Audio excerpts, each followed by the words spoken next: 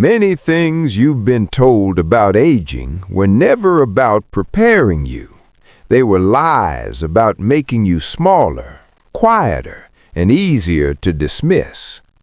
I've been sitting on this porch for, 40 years now.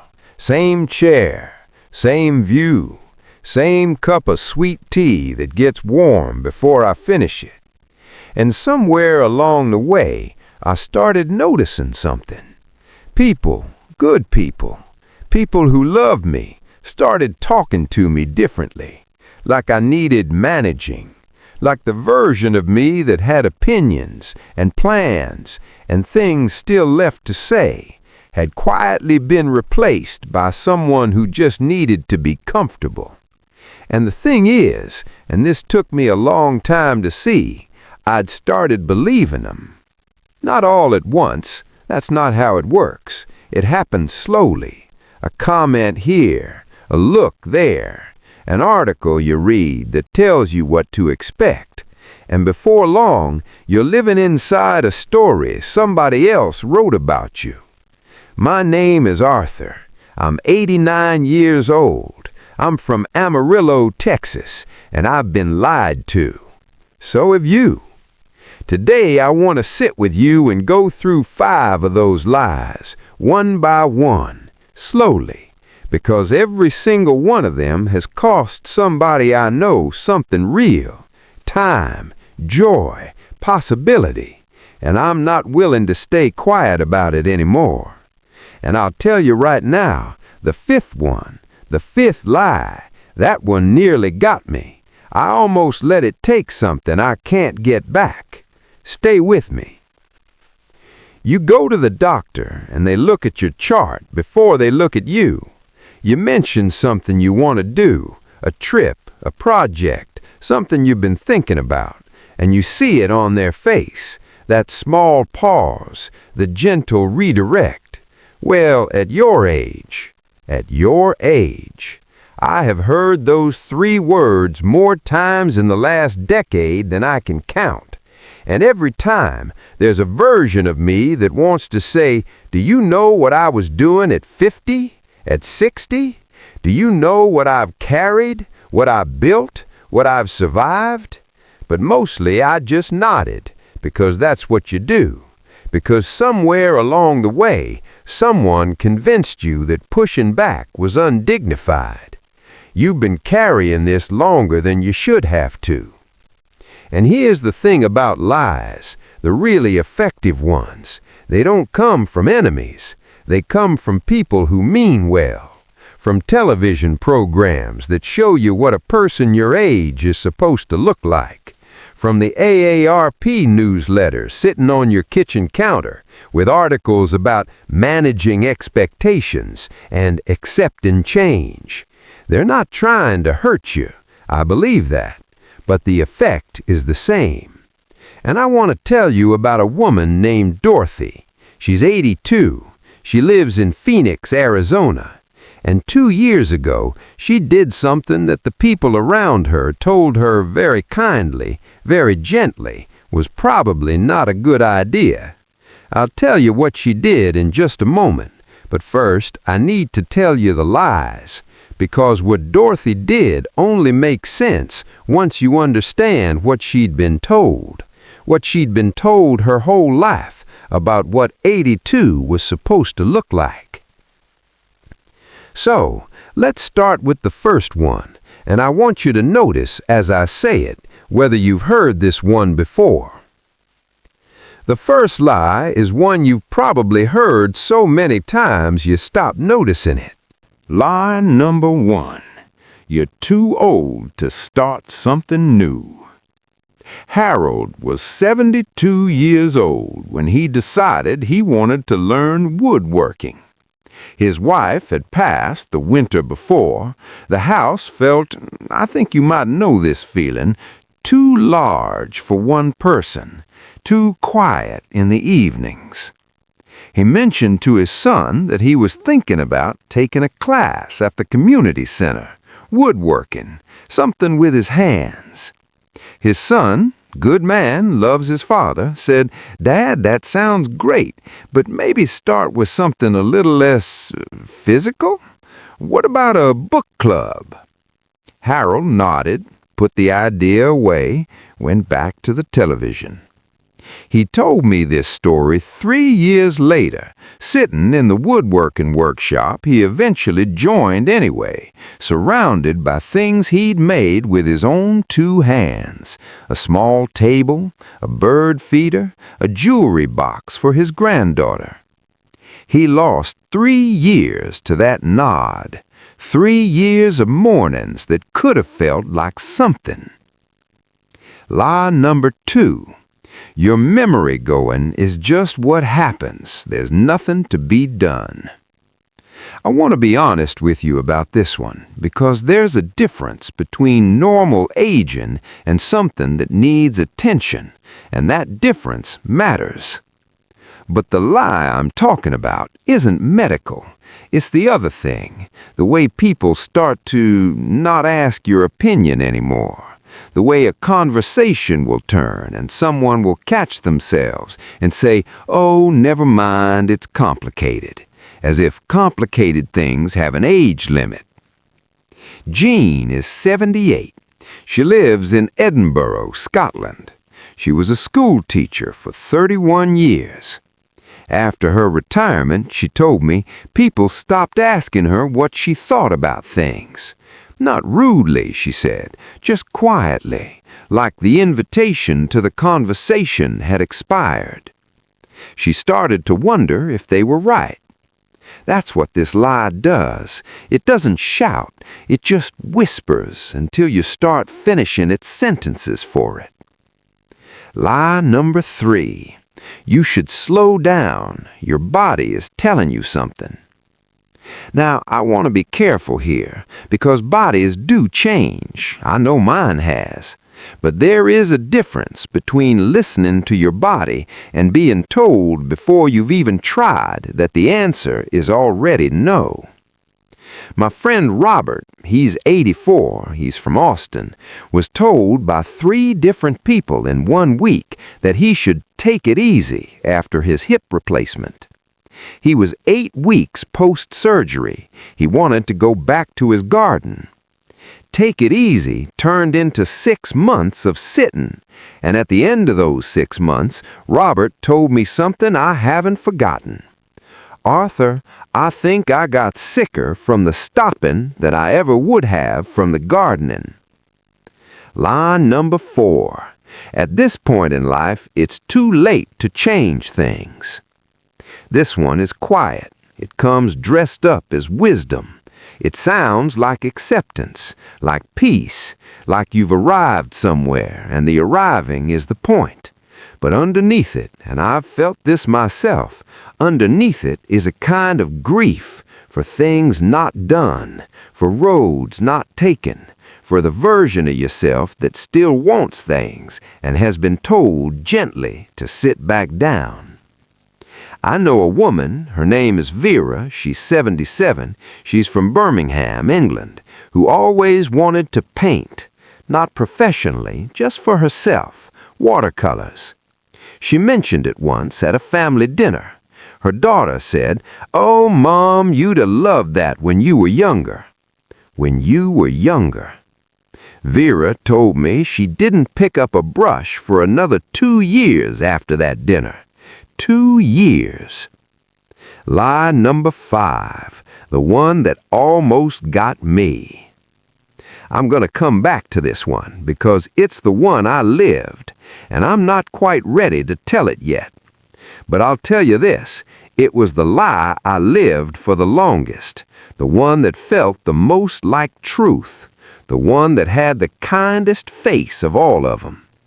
And what it almost cost me, I'll tell you.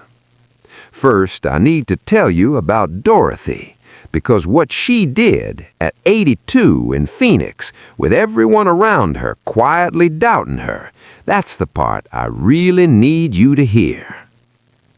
Stay with me. Dorothy's story is the turn, and I think it might be yours too. Dorothy was 82 years old when she decided to apply to teach English as a volunteer at a community center in Phoenix. She'd been an English teacher 40 years, but she'd been retired of 17 of them. And every time she mentioned wanting to go back, even just to volunteer, the response was the same: warm, kind, full of invisible doubt. Are you sure that's not too much, Mom? It's very loud in those centers, Dorothy. Why don't you rest? Dorothy did not rest. She applied. They said yes. She's been going every Tuesday for 2 years. She told me, the first day I walked in, I remembered who I was. I want you to hold that. I remembered who I was. That is what the lies take from you, not your ability, your memory of who you are. So let me say it plainly. Let me say what each of these lies actually is. Lie number 1. You're too old to start something new. The truth, starting something new is not for the young. It is for the willing, and willingness has no age. Harold's table, his granddaughter's jewelry box, that is what willingness looks like at 72. Lie number 2, your mind is going. There's nothing to be done. The truth, your mind is not going. Your invitation to the conversation was quietly withdrawn. That is not the same thing. Jean is still the smartest person in most rooms she enters. She just stopped being asked. That is their loss, not hers. Lie number 3. Slow down. Your body is telling you something. The truth, your body is not telling you to stop. It is telling you to listen. There is a difference, a real one, between respecting your body and being managed into stillness by people who are more comfortable with you sitting down. Robert's garden didn't hurt him. The sitting did. Lie number 4. It's too late to change things. The truth, and I want to say this carefully, the truth is that this lie is the most dangerous one, because it doesn't feel like a lie. It feels like wisdom, like equanimity. But underneath it is the quiet instruction to stop wanting things. Vera's watercolors are on her wall now.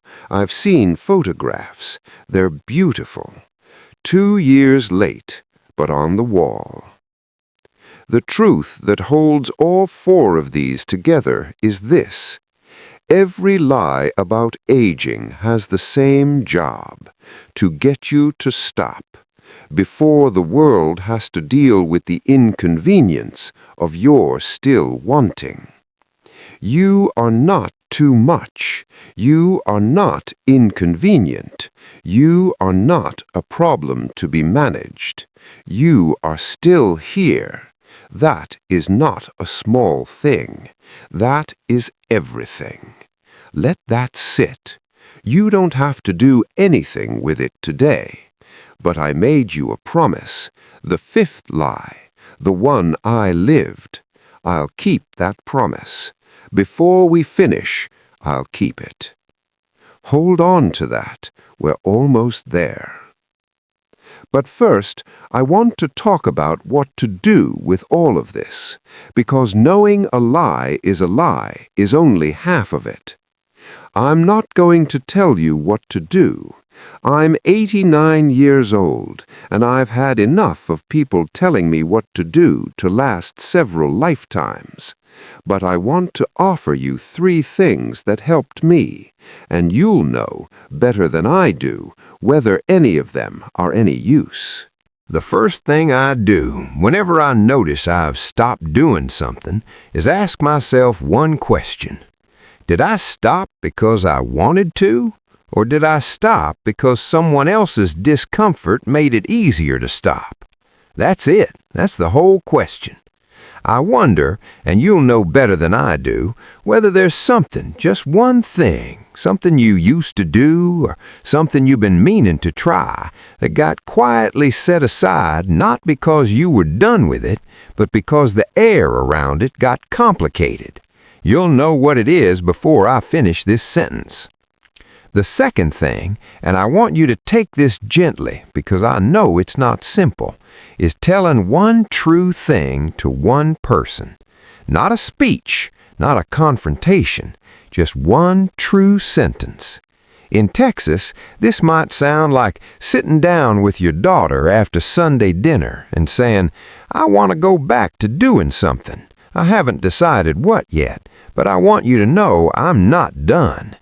In England, and I know this is different there, quieter, maybe it's just a cup of tea with someone who knew you before you were this age, and saying, "I've been feeling a bit put away, and I don't think I'm ready for that." You don't have to fix anything. You don't have to have a plan. Just say the true thing. And if the person you tell looks at you like you've grown a second head, well, that's useful information too. The third thing is the one I want to leave you with before I get to the fifth lie. Whenever someone says something to me about my age, and it happens, believe me, it still happens at 89, I ask myself, is this true, or is this just what's convenient for someone else? Because those are not the same thing. A lot of what gets handed to you as wisdom is just convenience wearing a kind face. And now, I promised you the fifth lie. I've been holding it. Here it is. The fifth lie. You've had your time. Be grateful for what you had. That one doesn't come from strangers. It doesn't come from doctors or television commercials. It comes from inside. I was 86 years old. It was an evening in October, one of those Texas evenings where the sky goes 3 different colors before it's done, and I was sitting on this porch, right here, and I had a thought that stopped me cold. The thought was, maybe this is enough. Maybe wanting more is greedy. Maybe I've used my share of the world, and the right thing, the decent thing, is to sit quietly and wait for whatever comes next. I sat with that thought for a long time, and then something happened. My granddaughter called. She's 12. She called to tell me about a book she'd been reading and couldn't stop thinking about, and she wanted to know what I thought. She wanted to know what I thought, and I realized sitting here with the phone warm in my hand and the sky still going its colors, I wasn't done. I had things still to say, things still to give, things still to notice. The lie almost had me. It almost convinced me that wanting at 86, at 89, at any age you care to name, was somehow taking more than my share. That's the most dangerous lie of all 5, because it wears the face of humility. It sounds like peace, but it isn't peace. It's disappearance. And you, whoever you are, wherever you're watching this, you do not have to disappear. I want to say one more thing, and I want to say it carefully. There's a chair on this porch, the rocker to my left. My wife sat in that chair for 41 years. We'd sit out here in the evenings, not always talking, just out here together. The tea going warm, the sky doing its thing. She's been gone for 6 years. And some of what makes all of this, all 5 lies, all this business of still wanting things, some of what makes it harder is that the person I used to want things with isn't here anymore. I'm not going to fix that today. I can't. I just want you to know if there's a chair like that in your life, an empty one, a space where someone used to be, I know it's there. It's real, and it doesn't go away, and that's true, and it's allowed to be true. But here's what I know after 89 years on this earth. You are still here. Still. That word, I want you to hold it. Still, as in yet. Still, as in not done. Still, as in the sky is still going its colors, and you are still on the porch to see it. You are worthy of the wanton. You are enough, exactly as you are today. You are not invisible here. The lies told you to make yourself smaller, to take up less room, to hand back the things you still want. Don't you do it. You've carried enough. You've earned the right, the real, true, honest right to still be here. Still. Don't you dare give that back. Next time, and I hope you'll come back and sit with me, I want to talk about something I don't hear talked about honestly very often. It's not about health. It's not about money or family or any of the practical things. It's about what happens to a person, to who you are inside, when the world stops expecting anything from you, and what it takes to expect something from yourself anyway. I think it's going to mean something to you. I think you might have been waiting for someone to say it out loud. Until then, take care of yourself. The porch is here. The tea's on. You are not invisible here.